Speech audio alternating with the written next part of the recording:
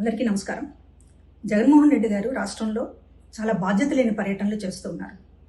చంద్రబాబు గారు, లోకేష్ గారు, పవన్ కళ్యాణ్ గారు ఈ రకంగానే యాత్రలు చేయలేక కాదు, అడుగడుగున ఆగుతూ జనాల్ని సమీకరించుకుని వేల మంది బలం ఉంది మాకు అనేటటువంటి చెప్పుకునేటటువంటి ప్రయత్నం ప్రతి ఒక్కళ్ళు చేస్తే రాష్ట్రం ఏమైపోతుందో మనం ఊహించవచ్చు. కానీ పబ్లిక్ మీటింగ్ లేకపోతే ఒక రాజకీయ కార్యక్రమం అంటే రాజకీయ కార్యక్రమం, పరామర్శ అంటే పరామర్శ, ఒక విజ్ఞతతోటి రాజకీయ నాయకులు ఎవరైనా కూడా పాటిస్తారు.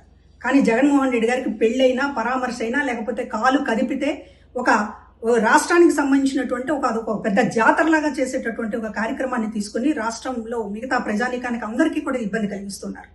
ఇది బాధ్యత లేనటువంటి పర్యటనలు.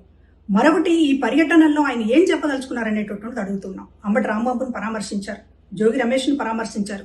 వారు మాట్లాడినటువంటి బూతులు మా పార్టీ సంస్కృతి కాదు అనేటటువంటిది ఏ రోజైనా ఒక మాట మాట్లాడారా?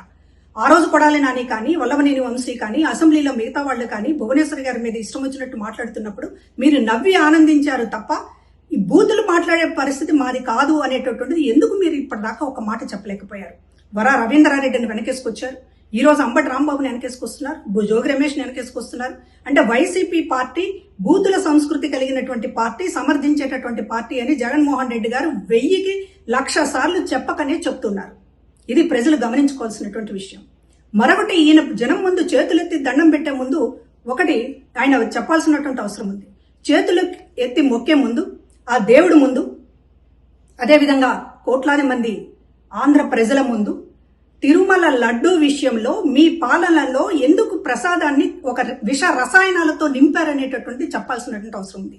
మీ పాలనలో జరిగినటువంటి కాలకూట విషం తిరుపతి బాలాజీ లడ్డూ పేరుతోటి మొత్తం దేశమంతా పంచారే, దానికి సంబంధించినటువంటి సమాధానం చెప్పకుండా మీరు మంది మార్బలాన్ని పోగేసుకుని నేను ఏం చేసినా చెల్లుతుంది అనేటటువంటి మాట మాట్లాడితే ఇక్కడ చూస్తూ ఊరుకోవడానికి ఆంధ్ర ప్రజలు పిచ్చి వాళ్ళు కాదు. ఇవాళ మీరు సమాధానం చెప్పాల్సినటువంటి అవసరం ఉంది. మీరు ముఖ్యమంత్రి కాదు, 11 స్థానాలకి పడిపోయి జవాబుదారితనంగా ఉన్నటువంటి నాయకుడు. మీ పాలనలో జరిగినటువంటి పాపాల చిట్టా ఒక్కొక్కటి బయటపడుతూ ఉంటే దాని మీద ఒక్కరోజు కూడా ప్రజల ముందు మాట్లాడరు, మీడియా ముందు మాట్లాడరు. ఎదురుదాడి తప్ప ఒక్క ఆరోపణకి, ఒక్క ఆధారాలకి మీరు ఈ రోజున సమాధానం చెప్పేటటువంటి పరిస్థితి లేదు. ఇది ఏంటి? మీరు బుల్డోజ్ చేసుకుంటూ పోతారా? ప్రజల అభిప్రాయాలను బుల్డోజ్ చేసుకుంటూ పోతారా? లేకపోతే సిట్ నివేదికల్ని, సిబిఐ నివేదికల్ని అన్నింటినీ బుల్డోజ్ చేసుకుంటూ పోతారా?